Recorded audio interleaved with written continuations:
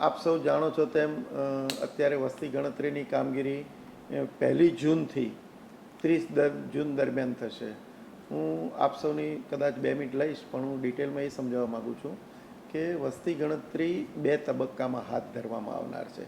પહેલા તબક્કામાં દરેક ઘરની ગણના થશે અને ઘરમાં બેઝિક સર્વિસીસ શું છે એ પ્રકારના પ્રશ્નો, એમાં સામાન્ય પ્રશ્નો પૂછેલા છે અને એનો જવાબ આપવાનો રહેશે. અને પછી નેક્સ્ટ તબક્કામાં આવતા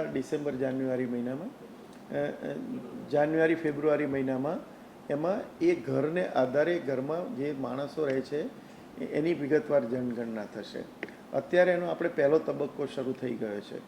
પહેલો તબક્કો ખરેખર 1 જૂનથી 30 જૂન દરમિયાન થશે, પરંતુ અત્યારે વસ્તી ગણતરી 17મી તારીખથી, એટલે કે ગઈકાલથી પોતે જાતે જ તમે પોતે જે વસ્તી ગણતરીનું સેન્સસનું પોર્ટલ છે se.census.gov.in એની ઉપર તમે પોતે જાતે તમારા મોબાઈલ નંબર અને ઈમેલને આધારે રજિસ્ટ્રેશન કરાવી શકશો.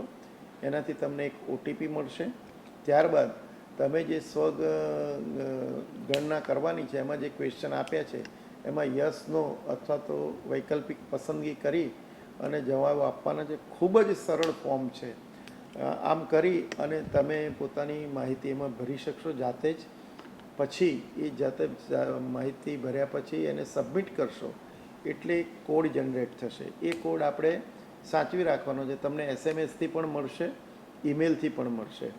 અને આ માહિતી જ્યારે ગણતરીદાર તમારા ઘરે 1 જૂને આવે ત્યારે માત્ર એની પાસે કોડ નંબર આપશો એટલે એ બધી જ માહિતી એની પાસે હશે, એમાંથી એ ખાલી કન્ફર્મ કરશે.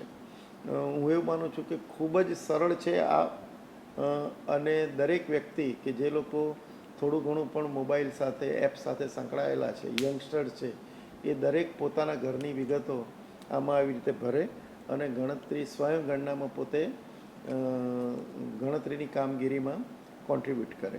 Thank you.